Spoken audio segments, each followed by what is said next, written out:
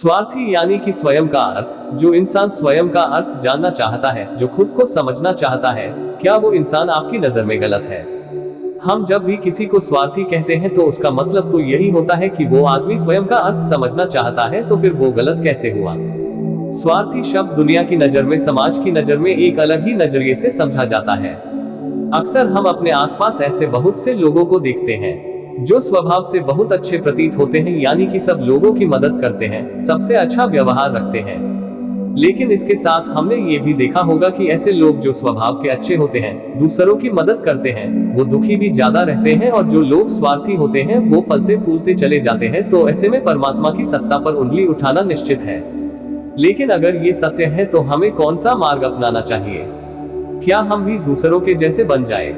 पता नहीं आप में से कितने लोग ये मानते हैं कि अच्छे लोग जीवन में बहुत दुखी रहते हैं, लेकिन इसके पीछे का सत्य क्या है? अगर हम इसके पीछे का सत्य नहीं जानेंगे, नहीं पहचानेंगे, तो कहीं ना कहीं हमारा अवचेतन मन भी बुराई की तरफ झुक जाएगा। इसीलिए अपने मन में ऐसे विचार पनपने से पहले इस बात की पूरी सच्चाई, पूरा निष्कर्ष निकाल लें, ताकि भविष्य में आपको अपने अच्छे होने पे पश्चाताप ना हो, दुख ना हो। आज की जो बौद्ध कहानी में आपको सुनाने वाला हूँ, उसमें आपको 5 ऐसे तरीके पता चलेंगे जिसके माध्यम से अगर आप कर्म करते हैं तो आप अच्छे कर्म भी कर पाएंगे और दुखी भी नहीं होंगे। एक गांव में आनंद नाम का एक युवक रहता था। उसका भरा पूरा परिवार था। उसके 2 बच्चे थे, उसकी पत्नी थी, लेकिन उसके माता पिता इस दुनिया से चल बसे थे। इसीलिए पूरे परिवार की जिम्मेदारी उसी के कंधों पर थी। बच्चे अपनी पढ़ाई करते थे और उसकी पत्नी अपने घर गृहस्थी के कामों के साथ गाय, भैंस, बकरी इत्यादि का दूध बेचकर अपना घर चलती थी, और आनंद पहाड़ में पत्थर तोड़ने का काम करता था। बहुत ही मेहनत भरा काम था। पूरे दिन काम करता तो रात को थककर घर पर वापस लौटता। लेकिन इतनी मेहनत करने के बाद भी अगर आनंद को गांव का कोई भी आदमी मदद के लिए बुलाता तो आनंद कभी भी मना नहीं करता था। उसके जीवन का एक ही सिद्धांत था, अगर मैं दूसरों की मदद करूंगा तो परमात्मा मेरा साथ देंगे, परमात्मा मेरे साथ कुछ बुरा नहीं होने देंगे। आनंद अपने इस सिद्धांत का पालन बहुत ही कड़ाई के साथ करता था।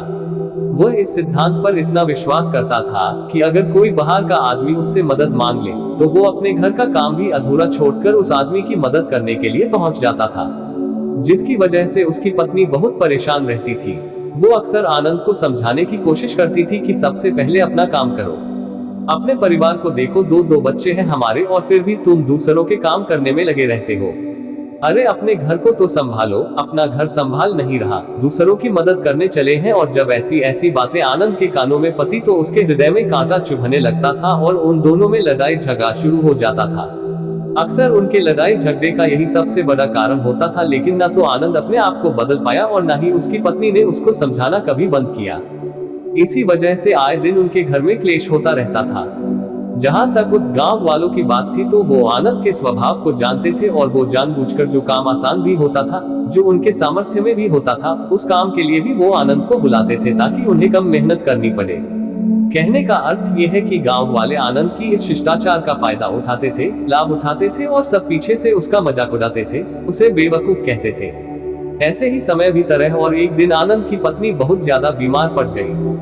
आनंद से जो कुछ भी सेवा हो सकती थी उसने वो सब अपनी पत्नी के लिए किया।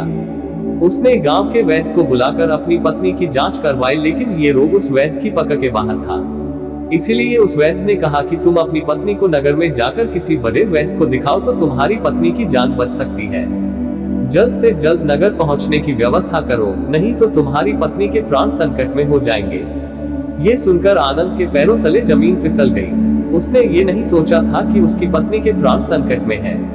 वो सोच रहा था कि कोई साधारण सा रोग होगा जिसका इलाज हो जाएगा। लेकिन जब उसने वैद्य की यही बात सुनी तो वो घबरा गया। अब पत्नी को नगर तक कैसे लेकर जाए, क्योंकि उसके पास इतना धन नहीं था कि वो अपनी पत्नी के लिए एक घोड़ा गाड़ी करके उसमें अपनी पत्नी को लिटाकर नगर में ले जा सके। उसकी पत्नी की हालत बिल्कुल चलने की भी नहीं थी, इसलिए उसे नगर पहुंचाने के लिए किसी घोड़ा गाड़ी की जरूरत थी। संयोग से उसके पड़ोसी धन्मू के पास एक घोड़ा गाड़ी थी।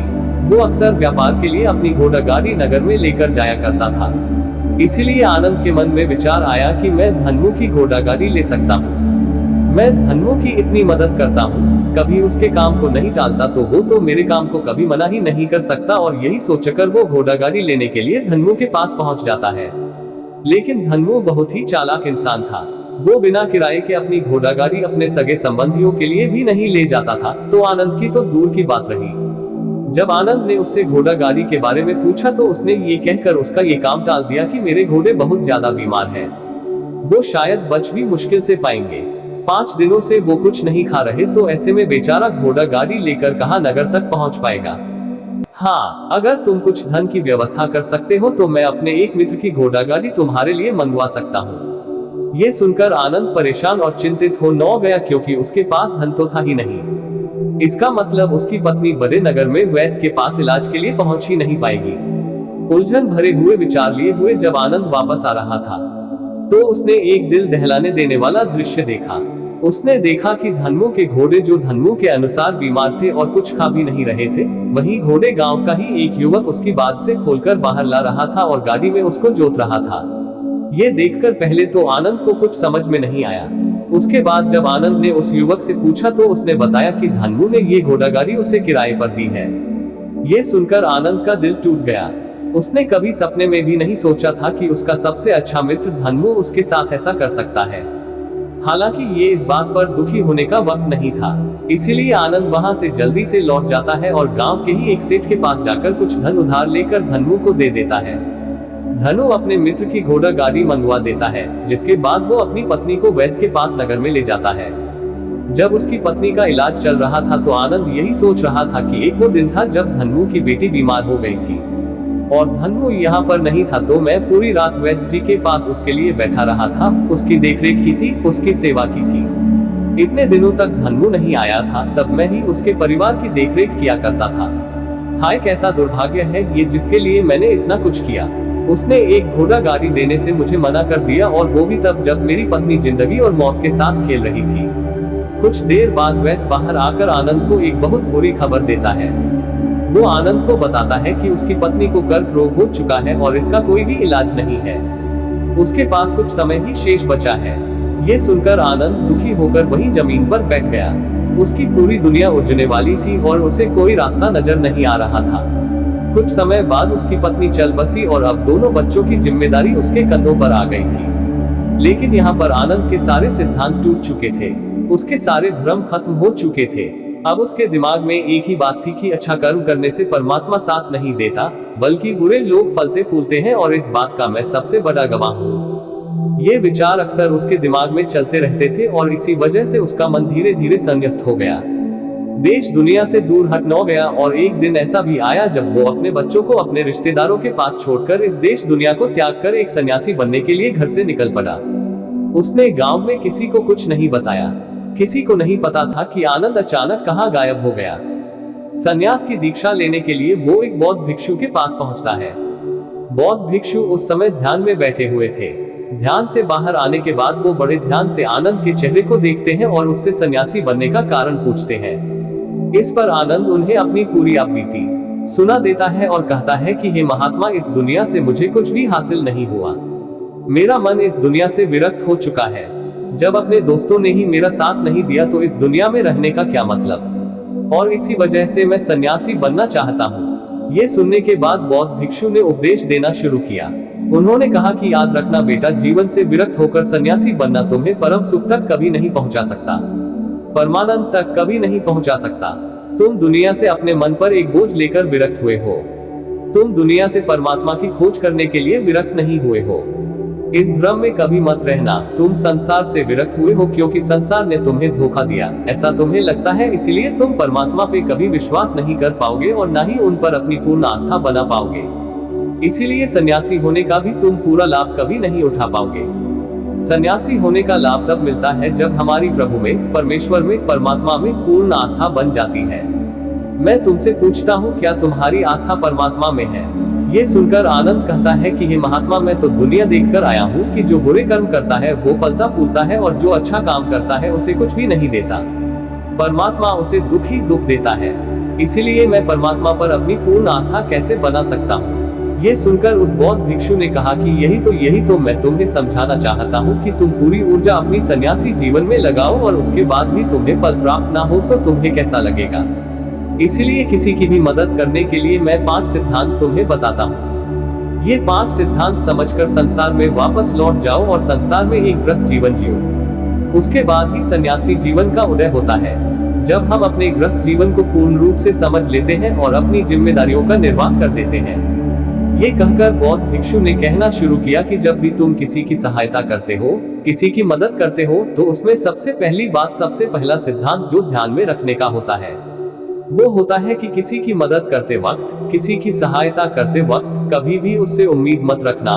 ये मत सोचना कि आज मैंने इसकी सहायता कर दी, मदद कर दी, तो कल बदले में ये भी मेरी सहायता करेगा, मेरी मदद करेगा। अगर तुम ऐसा सोचोगे तो तुम्हें जीवन में दुखों का सामना करना ही पड़ेगा, क्योंकि एक नहीं तो दूसरा, या दूसरा नहीं तो तीसरा, कोई ना कोई तुम्हारी उम्मीद जरूर तोड़ेगा। और वास्तविकता में वो मदद या वो सहायता नहीं होती है, वो हमारे लालच का ही एक रूप होता है। हम उसकी सहायता या मदद निर्भर तरीके से नहीं कर रहे हैं। हमारे मन में लालच का भाव है, हमारे मन में बदले का भाव है। हम ये सोचकर मदद करते हैं कि इसकी मदद कर देता हूँ तो कल ये मेरा भी मदद करेगा, और यही लालच हमें अक्सर उन लोगों की मदद करने पर विवश करता है जो किसी ना किसी रूप में धनवान होते हैं, क्योंकि हमें लगता है कि कल ये आदमी धन के द्वारा मेरी मदद कर सकता है। और इसीलिए जिस इंसान को वास्तविकता में मदद की आवश्यकता है, हो सकता है वो गरीब हो, लेकिन हमारा मन अपने लालच के वशीभूत होकर उसकी मदद कभी नहीं करेगा। इसीलिए किसी की मदद और किसी की सहायता करने के अपने विचार को विस्तार दो। केवल एक प्रकार के वर्ग के लिए अपनी सहायता या अपनी मदद पेश मत करना, उन सब के लिए समान होनी चाहिए।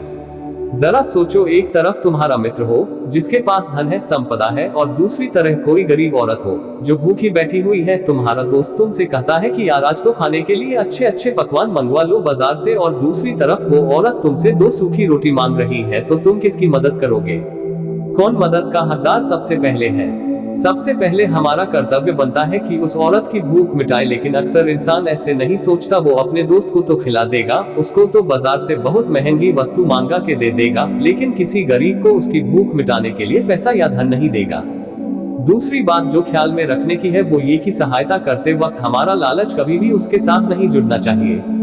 अक्सर हम जब किसी की मदद करते हैं तो हमारा लालच और हमारा स्वार्थी उसके साथ जुड़ा होता है, और हम अपनी भविष्य की योजना तैयार करके उस आदमी की मदद करते हैं। हम ये सोचते हैं कि अगर मैं इसका ये काम करूंगा तो भविष्य में ये आदमी मेरा वो काम पूरा कर देगा, और वो सहायता, वो मदद बिल्कुल भी परमात्मा के द्वार को नहीं खटखटाती, क्योंकि वो लालच है। जाहिर है आप अपने आप को धोखा देने के लिए अपने लालच को एक सहायता, एक मदद का रूप दे रहे हैं। तीसरी बात जो ख्याल रखने की है वो ये कि अपने सामर्थ्य के हिसाब से दूसरे की मदद करो। कभी भी एक ग्रस्त आदमी को किसी की इतनी सहायता नहीं करनी चाहिए जिससे कि उसका परिवार और उसके बच्चे कष्ट में जीवन बिताएं। सबसे पहला फर्ज हमारा होता है अपने परिवार को सुखी रखना, उनकी जरूरतें पूरी करना, और उसके बाद दूसरों की मदद करना आता है।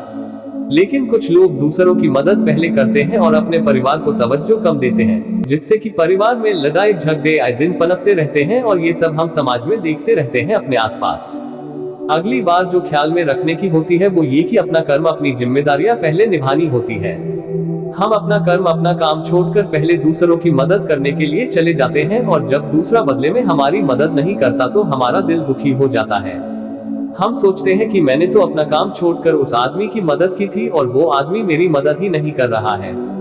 इसीलिए अपना कर्म सर्वोपरि, अपना कर्म सबसे ऊपर, क्योंकि वही काम करने के लिए इस दुनिया में हमारा जन्म हुआ है। और सबसे आखिर में जो बात समझने की है वो ये कि परमात्मा की मर्जी से ही सब कुछ होता है। हमारा कर्तव्य है अपने कर्म को करते जाना। करनी धरनी तो ऊपर वाले के हाथ में है, इसीलिए जो कुछ भी होता है सब ऊपर वाले पे छोड़ दो। अगर तुम्हें कोई धोखा भी देता है तो ये समझ के चलो कि वो सब ऊपर वाले की करनी होती है। आप ये मान के चलो कि मैं करता नहीं हूँ, मैं तो एक माध्यम हूँ, करवाने वाला तो वो है, उसके सामने किसकी मर्जी चली।